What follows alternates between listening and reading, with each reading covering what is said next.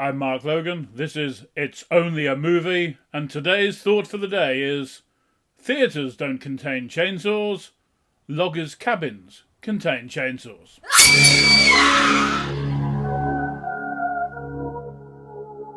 They're coming to get you, Barbara. Come and play with us, Daddy. Voice fading. Keep repeating. It's only a movie. And for today's 31 Gialli for July, recorded in August, we have a bit of a treat. Michele Soavi's 1987 directorial debut, stage Fright. Soavi started in the industry as an actor, and his first roles included Lucio Fulci's City of the Living Dead, Lamberto Bava's A Blade in the Dark, and he is probably most identifiable to most horror fans as the weird guy, the man in black, from Lamberto Bava's Demons.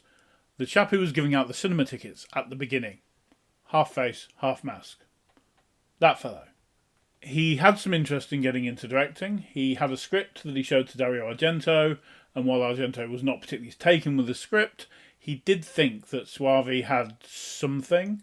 He took him on, and he worked as assistant director, first assistant, second assistant director, second unit director on a number of productions with Argento. He worked on Demons, as well as appearing in it. He also worked on Phenomena, before that Tenebrae, and Opera. So, Stage Fright, what's it about? Well, it's not a remake of the 1950s Alfred Hitchcock film, although it similarly does take place in a theatre. A theatre company are rehearsing a avant-garde musical play, part dance piece, part theatre piece, which seems to be focused on a serial killer wearing a giant owl head who dances as he kills his victim.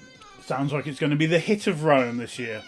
Into this scenario, a psychotic serial killer, Irving Wallace, interesting name, makes you wonder if they were going for Edgar Wallace rather than Irving Wallace as a nod to the rise of many of the earlier crimi movies. Irving Wallace escapes from a local mental hospital and kills a member of the company. The police turn up. Clearly there is a lot of interest, a lot of press interest. Peter, the director, decides by making some judicious tweaking, he can introduce the idea of Irving Wallace and him being a character called the Night Owl, something that doesn't exist that he's just made up. He decides, we will get the whole company to continue rehearsing tonight with the changes, we will open, we will be a huge success, I will be rich and famous, I won't have to do this shit anymore. It all makes complete sense. Oh, hang on, some of the company don't like me, I'm a bit of an arse. I know what I'll do, I'll get an actress and I'll give her the only single key to the theatre. Because clearly, theatres only have one key. Give instructions to hide it and don't tell anyone, don't tell anybody where you've hidden the key. If you can't see what's coming, let me enlighten you. Actress hides key. Actress rehearses scene. The actor playing the Night Owl comes on stage. Director shouts, "Killer! Killer!" And the Night Owl pulls out a knife that isn't in the script and stabs her to death in front of the entire company. Of course, it's Irving! Irving stabs her to death. She's dying. He walks off. Everyone's shocked. Everyone's saying, "Are you okay? Oh no, we need to call an ambulance." And all of the deep, deep concerns that members of the theatrical profession show each other in these times of crisis. Until the director reveals that the actress is bleeding to death very quickly on the floor, is the only person who knows where the one key to the theatre actually resides. At which point, members of the cast, crew and the producer all attempt to do an airplane and throttle her to try and try and find out where she's put the key. Calm down. Now get back to your seat. I'll take care of this. Calm down. Calm down. Get a hold of yourself. Doctor, you want another phone. Everything's going to be all right. Please. Sister, please, I'll handle this. Yourself. I've got to get out of here. Out of here. So we have Irving Wallace as the Night Owl and the company of actors, and they're all locked in the theatre and can't escape. Irving kills the actress, who is the only person to still know where the keys are, and then he proceeds to discover where all the power tools in the theatre are kept. And a fun night is had by all.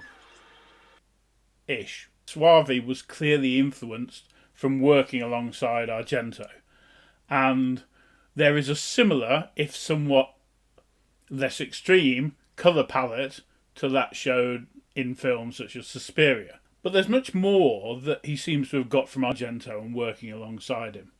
There are a number of set pieces, individually, are very striking, and some of them would not look out of place in an Argento movie. Some of the standouts include when the final girl, Alicia, finds herself in a position where she wakes up, having been knocked out, and then discovers that the killer has dressed the stage in all of the dead bodies. The stage is covered in feathers, and having turned a fan on, the feathers are blowing across the stage, and she sees, sticking out of the stage, the key to get out of the theatre. And there's an incredibly tense sequence as she crawls under the stage and attempts to get the key. All the time the killer is sat immovable, still dressed in the owl costume, and she doesn't know and we don't know, is he awake or is he asleep? Before this we have a very tense scene in a shower where Alicia hides in the shower only to see, behind the shower curtain in the shower next to her, is another member of the company who's already wounded, and the killer comes in to kill them and their eyes meet. And you have a moment where the person who is desperate for help, desperate to be saved, is looking into the eyes of the only person who could possibly help, but that person is completely powerless to do anything. It's a powerful moment, and it works really well. There are lots of these sequences, right up to the very end. If you're watching this and you haven't seen Stage Fright, perhaps you should watch the film. But then, if you've watched the film, are you going to watch this? And if you haven't watched the film, and I'm telling you not to watch this, is that counterintuitive? Either way, why don't you subscribe? This is where I'm hoping there's a subscribe button around there. That looks like I'm waggling my finger above a poor lady's face on the Tenebrae poster. Got Barbara Capusty, who plays the final girl, previously had small roles in Fulci's New York Ripper and Argento's Opera. And after this, she would go on to work with Soavi again on his next movie, The Church. The most direct homage, or some would say rip-off, fairly infamous shot of the individual bending over to reveal the killer behind them. Soavi plays the same game. It's clearly an homage.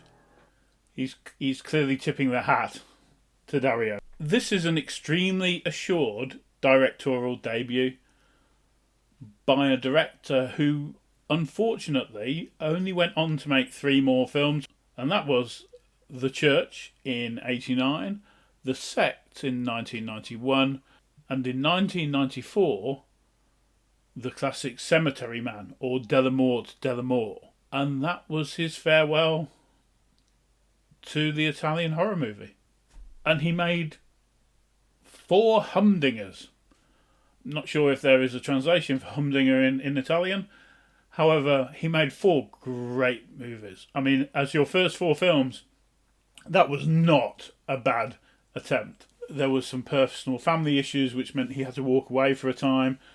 And by the time he would have been looking at returning, the Italian film industry, certainly for genre film, had gone from the 1950s, from Bava and Argento and Martino and Fulci, from the late 50s, all the way up to the late 80s, early 90s. There was an Italian film industry, and other than potentially Argento, there is not really anything left. I can't remember the last time I sat at Fright Fest or any other festival and saw a plethora of Italian genre movies, and at one point that would be unthinkable In the 70s, you were falling over yourself for Italian horror movies. In many ways, I shouldn't have done Stage Fright. Stage Fright should not be one of the films I'm looking at, because predominantly I looked at films either overlooked, films I'd never seen, or films I'd seen so long ago I'd pretty much forgotten whether they were good, bad or indifferent. What score do I give Stage Fright? In 1987 when it came out, I would have given it 4.5 or 5. I mean, I really loved it. I was a huge fan of Argento. You couldn't get all Argento films very easily back in the 80s when this came out. I think they were starting to come out on sell-through maybe. I'd seen Suspiria and Inferno and Tenebrae at this point, and Creepers at this point, because of course it wasn't released as Phenomena. Creepers. Oh yes, VHS arrest. Bird in the Crystal Plumage I'd seen. Four Flies I think I'd seen, but I can't really remember. Cat o' Nine Tails was about the same time as this when I first saw it, so this was very much one of my earlier introductions to the Italian genre movie. I loved it then, and I love it still. I think it's a terrible shame that Soavi has not made more films and has not returned to the fold. However, he's left us with a wonderful legacy, not least of which is his first film. Stage Fright, I am giving you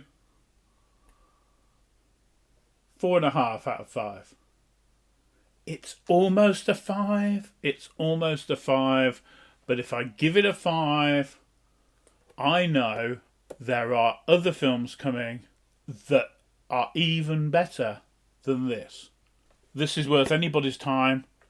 Even if you don't like Gialli, even if you do not like Italian movies, even if the dubbing normally annoys you, this one isn't dubbed. It's in English. It's an English Giallo stroke slasher movie.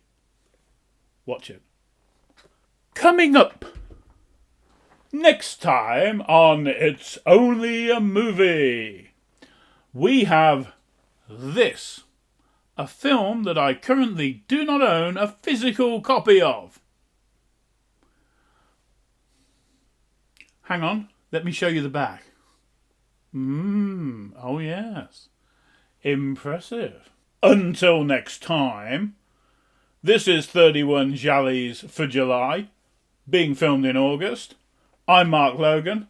Please remember to subscribe. It's only a movie, and it's only a theatre which contains a chainsaw.